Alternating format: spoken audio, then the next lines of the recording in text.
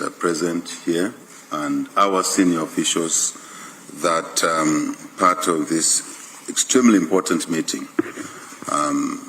Mr. President, Your Excellency, I just want to welcome you and your delegation to Zambia. We're delighted to have you here.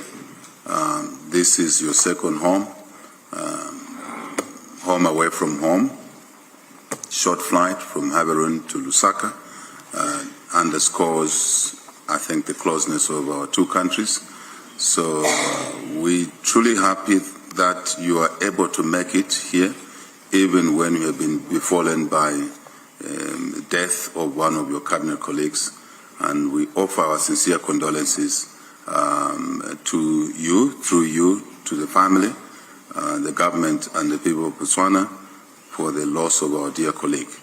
And the fact that, I repeat, that you're here with those circumstances underscores the value to which you attach to our relationship. Zambia and Botswana have been partners, friends, neighbors for many years since we both got our independence, 1964 for ourselves, I believe 1966 for yourselves. We have cultivated a very strong partnership, family, if I may say so.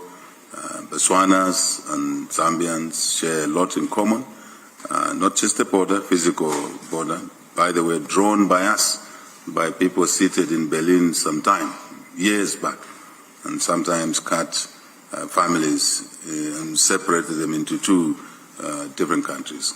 So we have a lot of commonalities, people to people.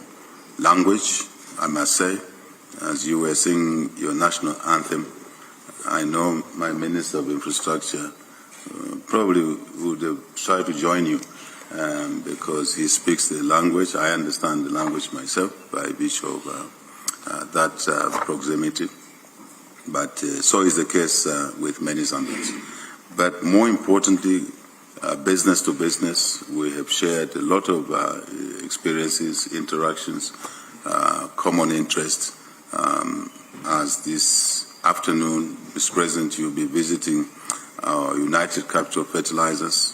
That company has some Botswana money in it because it was able to raise money on the Botswana Stock Exchange and evolving into not just a national player, but a regional player in terms of fertilizer production and therefore exports into the region. This is the kind of partnership that we have cultivated for ourselves, Your Excellency, Mr. President, my brother, but also we have other businesses that, in my view, really, we would like to encourage to work together. The two economies must work together, exploit each other's capabilities, and we ought to move to a point where it becomes automatic when Botswana is importing certain commodities Zambia produces, it's automatic that the source will be Zambia, and vice versa. I've given the President an example when we were in our private room there that trucks should move from here across our common assets, the Kazungula Bridge, into Kasane, into Botswana, carrying feedstock manufactured to spec the Botswana need. And when it returns over the same bridge, it must carry bought salt, Botswana salt, just to reinforce the point I'm making. And why should this country import salt from Europe and leave salt next door? Cheaper, I'm talking of a landed cost, because it's next door, obtained next door. And the trucks will return with full loads, which makes it commercially sensible for such an operator of transport. But more importantly, by that kind of trade, Your Excellency, we will be keeping the money in the region. And that's the capital we should use to develop other businesses. Air links, we discussed with my brother, we have to fly through other countries, sometimes overfly each other in order to only return to the next door neighbor. We need to address those issues. Logistics, road, transport, rail link, Botswana, Zambia. I'm happy to connect with our Namibian brothers, tripartite project. These are the sort of things that should become automatic in the way we do business with each other. And when we've done that, we'll grow our economies, we'll create jobs, we'll create business opportunities. We will improve or enhance our treasury incomes. So we can look after the sick, the old, the young, those that live with disabilities. The story goes on. So, Mr. President, we are happy with this upgrade of our partnership to a binational council. And I think we want to fully utilize this so that two governments don't just speak politics. Yes, we need political stability. We need peace, security, absolutely. So we don't export instability to other countries. So the two of us must ensure that two countries that we secure within our boundaries and then across each other's borders. And we contain negative vices. We then can focus on the developmental agenda. I think ministers, technical teams, this is what the presidents would like to see going forward. Raise a focus on deliverables as opposed to processes. Not to meet to discuss by conclusion when the next meeting should take place, but to meet to drive deliverables, to meet to discuss the results of the efforts that we've made for our two economies and what else we need to do so we can make that as a habit. I know governments like working in a certain way, but I think processes are important, but outcomes are more important.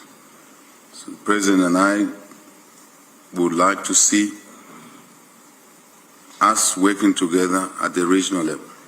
We want to thank, Mr. President, your support, Botswana's support to the Zambian candidate, SADC candidate to the African Development Bank. Botswana remained steadfast in that direction, and we want to commit to you that Zambia will do the same when we have Botswana who is vying for office in the region, Africa, and beyond the global community. With the trade wars going on, Mr. President, I return to economy, investment, trade. We have an obligation to do more with each other. And our teams, cabinets must be alive to the changes that are happening to the global environment. And we must take advantage of that. Mr. President, I want to end here and thank the teams, our technical teams, our ministers, and now ourselves, but for the work done so far. I think it should ease our meeting today.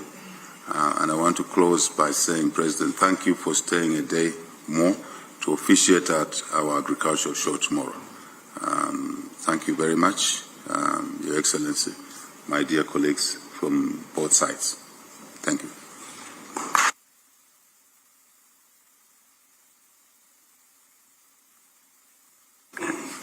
Thank you, Mr. President. It is now my honor to invite Advocate Duma Boko, President of the Republic of Botswana, to deliver his opening remarks. Thank you very much. Mr. President, my dear brother, President of the Republic of Zambia, let me acknowledge you with warmth and gratitude. The Minister of Foreign Affairs and International Cooperation of the Republic of Zambia, Mulambo Haimbe, the Minister of International Relations, Republic of Botswana, Dr. Penyo Gutale, ministers from both countries here present, and I was complaining earlier that each time I've been here, there's one particular minister who is a friend of mine whom I worked with at the SADC Parliamentary Forum and whom I keep missing.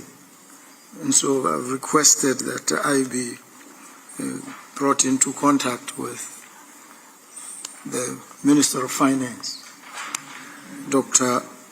Musokotwa. High Commissioners of two countries, permanent secretaries, senior government officials, members of the media, ladies and gentlemen, good afternoon.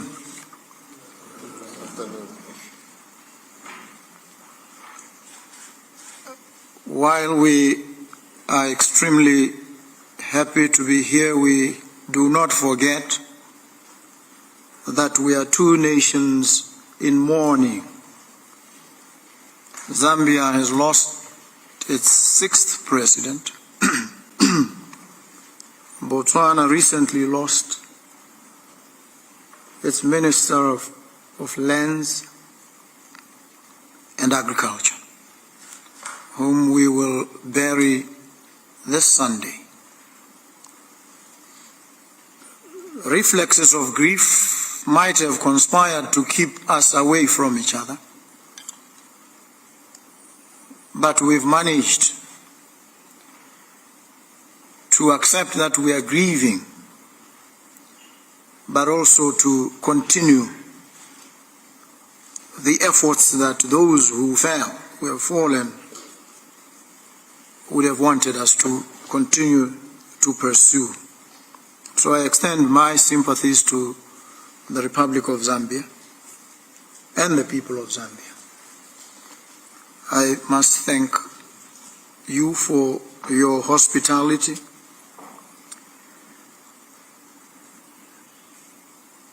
We have two countries that have worked together, have related, and that relationship is a chronicle of deep friendship, deep connections, deep affinities. We are here to strengthen this relationship. It is rooted in history, a shared destiny. We drink from the well springs that shaped the Lozi, the different tribes and nations that make up the state of Zambia, and the different tribes and nations that have come together, become somewhat homogeneous in Botswana to form the government, the state of Botswana. We have borders that separate us, but borders that should not keep us away from each other. We should not allow ourselves to become hostages of the different spaces on the African continent that we happen to occupy. We must reach out to each other and come together. We have elevated our relationship, our bilateral cooperation, from the level of the Joint Permanent Commission on Cooperation to a binational commission. This is very important. It marks a growth, a step of advance in our relationship. It reflects our shared commitment to promoting high-level dialogue, monitor implementation of bilateral agreements, facilitate the alignment of policies and priorities between our two nations, and to deepen ties across multiple sectors. The BNC is therefore to all of us a call to action. It affords us an opportunity to reflect on the progress we've achieved thus far, while confronting the challenges that remain. We must use this moment to ensure that the decisions that we take here today translate into concrete, measurable outcomes that bring tangible benefits to the lives of our citizens in the areas of trade, infrastructure development, energy, agriculture, education, tourism, and security, to mention just a few. Mr. President, let me take a moment to commend the completion of the Kazungula Bridge and associated one-stop border post. This bridge extends far beyond its magnificent and imposing physical structure.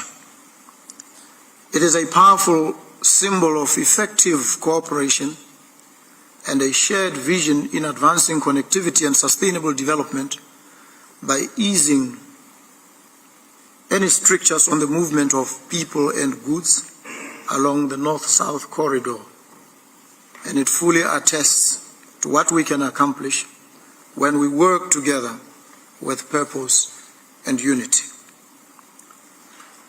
Much remains to be done, though, and this inaugural BNC provides a strategic platform to think boldly and act decisively in advancing our shared commitment to infrastructure development, trade facilitation, and regional integration.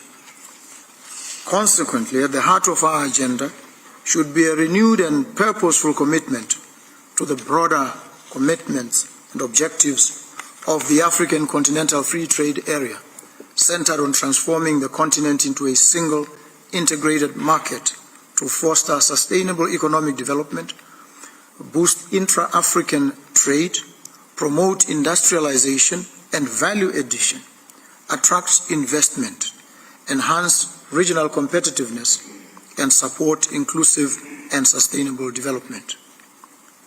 Furthermore, the effective and sustainable management of our shared resources, most notably the Zambezi River, requires the same coordinated and forward-looking approach that ensures equitable access and long-term sustainability.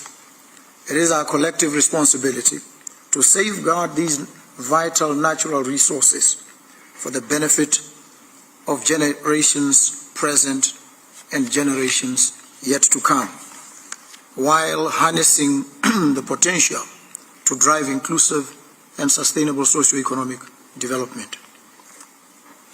Mr. President, our agenda must also prioritize our most valuable resource, our youth. We must promote youth empowerment and equip young people with relevant skills that prepare not just them, but our countries for the demands of the fourth industrial revolution. If we do so, we will ensure our competitiveness in a rapidly changing world, and we will also unlock the potential of our youth as drivers of innovation, productivity, and sustainable development. Often when the knowledge economy is mentioned,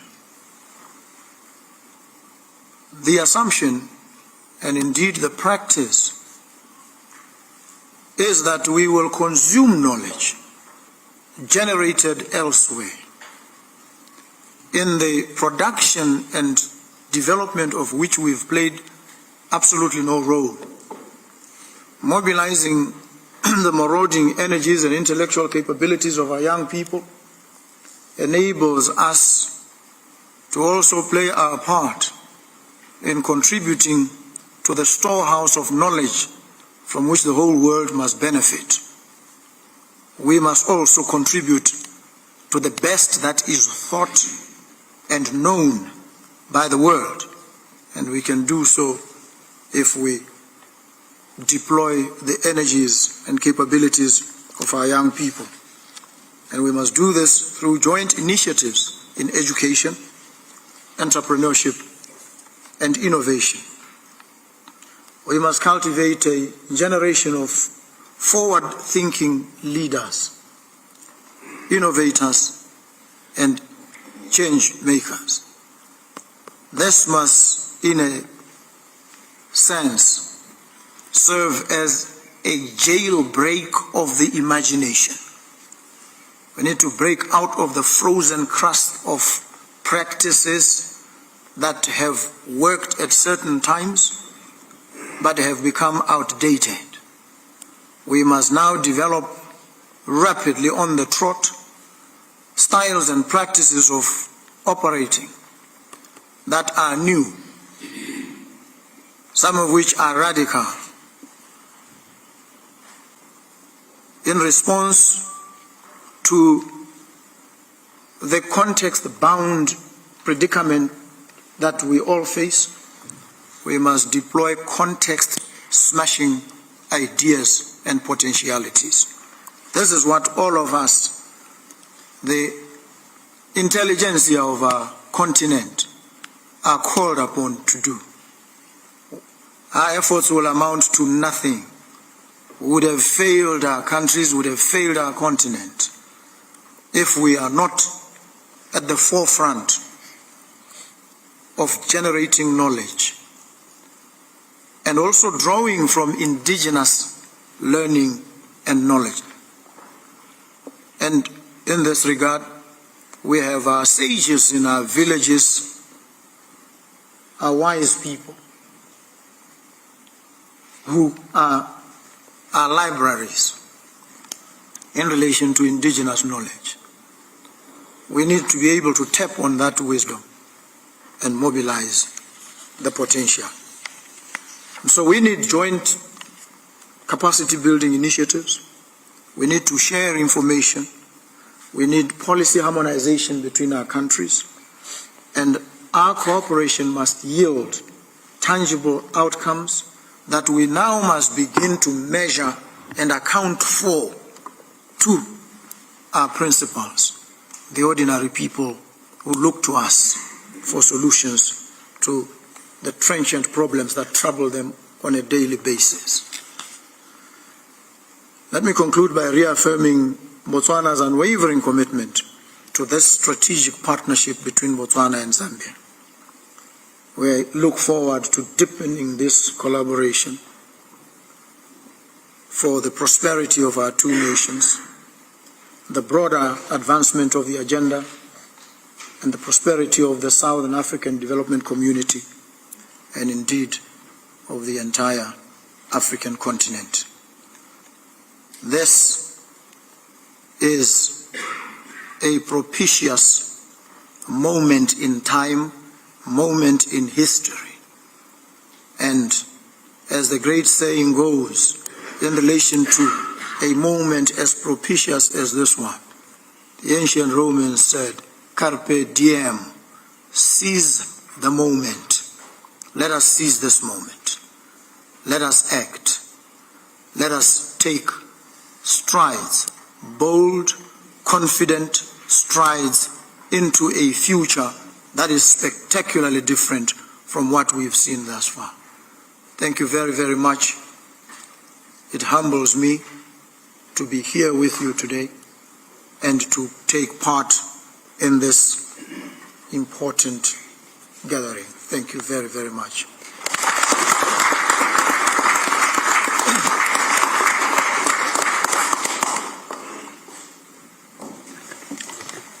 With your